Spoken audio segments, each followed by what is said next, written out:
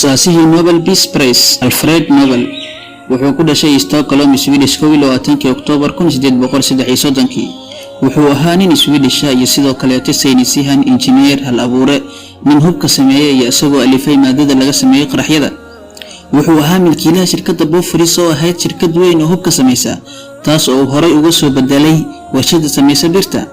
dardaarankiisii ayuu ku dalbaday sameynta biladda sharafka Nobel Peace Prize, taas oo asaga loogu magac daray Alfred Nobel. wuxuu Mareykanka waxbarasho u tagay markuu jiray 18 sano isagoo bartay maadada chemistry-ga. aabihiisa nin warshad leh ayuu ahaa. markuu ku soo laabtay Swedish, Alfred Nobel oo ay burburtay warshadii aabihiis, Alfred waxa uu waqtigiisa siiyay barashada qaraxyada.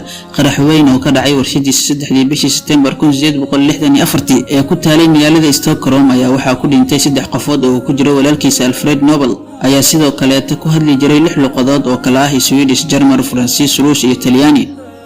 Alfred Nobel ayaa go'aanka in uu sameeyo biladda Nobel gaaray kadib markuu walaalkiisii ku dhintay Faransiiska, iyadoo warbaahinta Faransiisku qoreen in uu ganacsadihii dhimashada geeriyooday.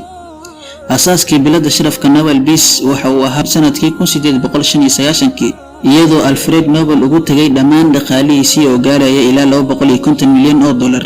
maadaama uusan Alfred wax dhaxal ah u reebin qaraabadiisa ayaa dood ka dhalatay biladda Nobel, iyadoo maxkamadda la isla tagay.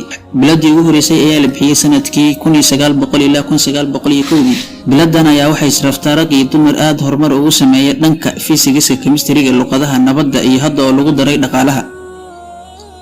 qof kasta ee la siiyay biladan ayaa waxaa la siiyaa bilad dahab ah, shahaado iyo lacag codadkeedu kala duwan yahay. lacagta la bixiyay sanad kasta waxay ku xiran tahay lacagta soo gashay hay'adda Nobel. sanadkii 2009 waxaa la bixiyay 10 milyan oo koron oo u dhiganta 1.4 milyan oo dollar. biladda Nobel ayaa waxaa bixiyay maxadyo kala duwan sida maxadka sayniska ee boqortooyada Swedish oo bixiya biladda fiisigiska, chemistry-ga iyo dhaqaalaha. jaamacadda Karolinska ayaa bixisa biladda caafimaadka. sidoo kale akademiyada Swedish ayaa bixisa biladda nabadda ee Nobel Peace Prize. sida uu amray Alfred Nobel, xubnaha hay'adda Nobel ayaa la doonayaa in ay ka koobnaadaan 5 qofood oo Swedish ah ama Norway u dhashay. xafiiskeeduna yahay Stockholm. ilaa 3,000 oo qof ayaa loo doortay in ay ka soo qayb noqdaan musharaxiinta biladda Nobel sanadkiiba. dadka loo magacaabo musharaxnimada looma sheego inay musharax yihiin, magacooduna lama sheego. doorashada qofka helaa biladda ayaa waxaa cod u qaada maxadiyada ay qusayso, iyadoo qofka codka ugu badan helaa la siiyo biladda.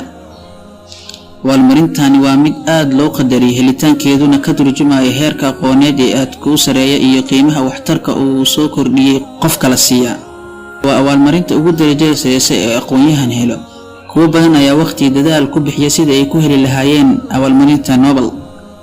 Alfred Nobel ayaa geeriyooday 10 September 1896 isagoo ku sugan xaflad ka dhacday magaalada Sanremo ee waddanka Talyaaniga.